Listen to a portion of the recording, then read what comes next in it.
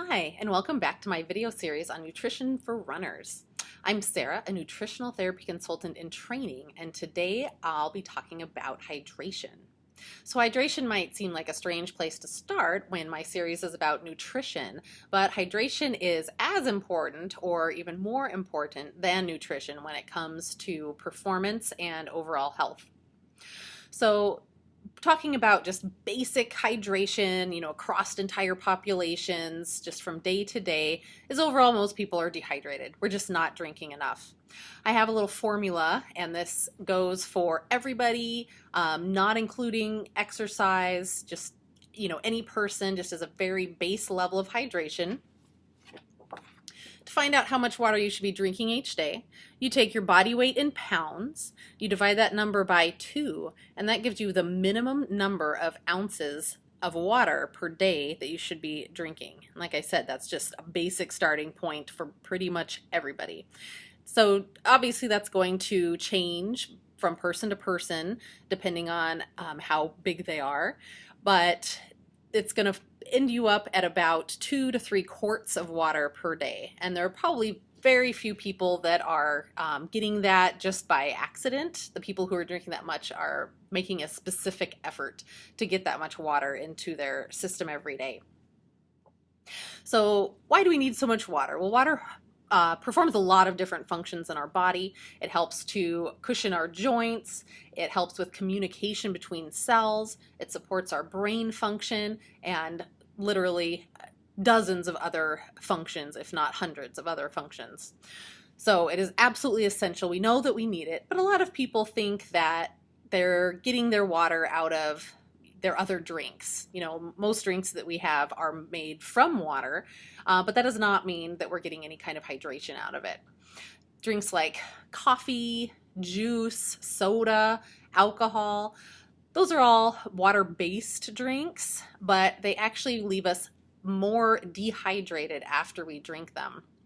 So when we have those, we actually have to make up for the dehydration with additional water on top of that original formula that I gave you. So what we need to do for diuretics, so say we have an 8-ounce cup of coffee in the morning, you need to take the number of ounces of your diuretic drinks and multiply by 1.5, and that gives you the number of additional ounces of water that you need to drink each day to stay properly hydrated. So with our 8-ounce cup of coffee, we would multiply the 8 by 1.5, and that gives us 12. So on top of our body weight calculation, we would need an additional 12 ounces of water on top of that, and that's just for one 8-ounce cup of coffee. Most people are drinking several cups of coffee in the morning, a soda in the afternoon, some wine or beer at night, and that can add up a lot. So it makes it a lot easier to just make a focused effort to reduce some of your diuretic drinks instead of just trying to cover it up with water. So I've read articles before with the concern about drinking too much water. There's a scary word, hyponatremia, and a lot of times that's called water toxicity, but that does not mean that water is poisonous for you. So hypo, that prefix on hyponatremia, means too low. And so obviously that's not talking about too much water. If the word is hypo, what's too low are the electrolytes. So if you drink a gallon of water, which is a lot, and few people need that much, but there are, of course, exceptions, you need a lot of electrolytes to actually be able to use that water to not kind of drown your body in just pure water. So a really great electrolyte that I recommend everyone incorporate, at least in small amounts from day to day, is sea salt.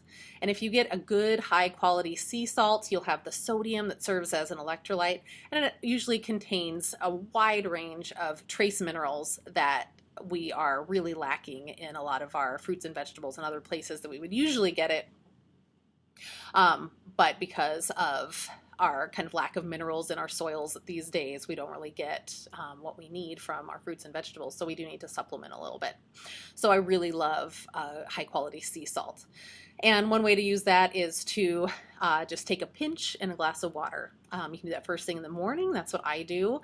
You can also add it to just your drinking water throughout the day if that's a flavor that doesn't bother you. Or you can just have a small glass with a little bit of sea salt throughout the day and then just drink pure water in your drinking vessel. So what you need to do, I mean, how do you get in 2 to 3 quarts of water a day? It is quite a bit of water. I really love my Hydro Flask here, and I made sure to get this little sippy top because it makes it really easy to just take a little drink, periodically throughout the day instead of, getting till noon and saying, I haven't met my water quota, I need to drink this whole quart to catch up. That doesn't work. Drinking a ton of water at once actually dehydrates you itself. So having something really convenient that you can just drink throughout the day, little sips, helps keep you hydrated and helps you get to that level that you're attempting to get, be it 2, 2.5, or 3 quarts. So thinking of drinking vessels, that quality is important as well. I recommend personally avoiding all plastic containers. We are inundated with the toxins that are contained in plastic vessels these days. And so if you can find an alternative, that's really going to be better for you. Glass or stainless steel are going to be the most inert containers to put water in. So the actual container isn't affecting the quality of your water. In addition, there's kind of good and bad sources of water. If you can get some kind of natural spring water that's been tested to make sure that it has no contaminants, that's probably going to be your best case scenario because there will be some mineral content in there. And like I said, those are very important and often lacking from our diet. But if you're stuck with tap water, I would recommend some kind of filtering system. At home, I use a reverse osmosis, which takes out pretty much everything and is another reason why I like to add in that sea salt. So I'm getting some minerals and some electrolytes in my water where the reverse osmosis filter may have taken it out. And that's just basic water. All those points that I've already covered is just for everybody, every typical person in the world, really. So for athletes, though, we might have some other considerations. So when you are exercising, you're obviously using up water. You have to use water for your muscle contractions, for your increased respiration. You're exhaling water vapors when you're breathing more. So you're losing water through exercise. So you need to replace that.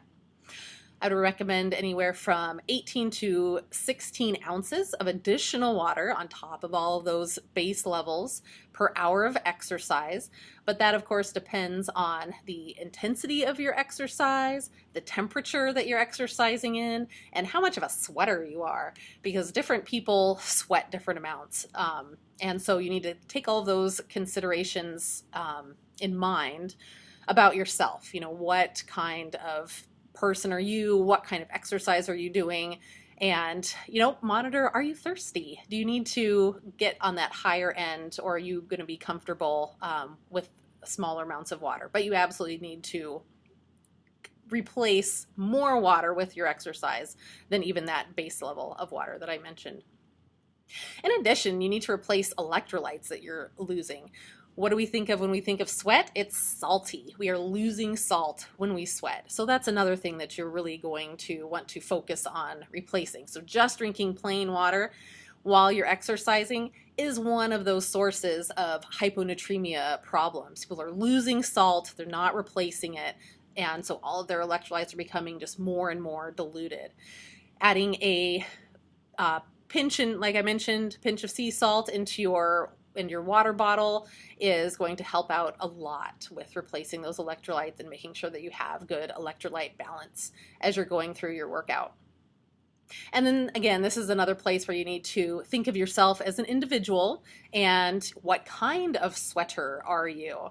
If you are a person who finishes a workout and you actually have salt crusted on your skin, you are a person who's going to be losing more salt, and so you might want to up that pinch of salt in your water to maybe 2 pinches or maybe up to 1/4 of a teaspoon or so, just to make sure that you're getting all those electrolytes back and you're keeping everything in balance. In addition, there's even a test out there I've heard of that you can do where they give specific electronic stimulation to force your sweat glands and a little patch of skin to release sweat and release salt in the particular ratios that you usually would. And I think that's really interesting, but I think it's offered in like one lab in the world. So please let me know if you have any questions about this, and I hope to hear from you soon. Thanks for listening.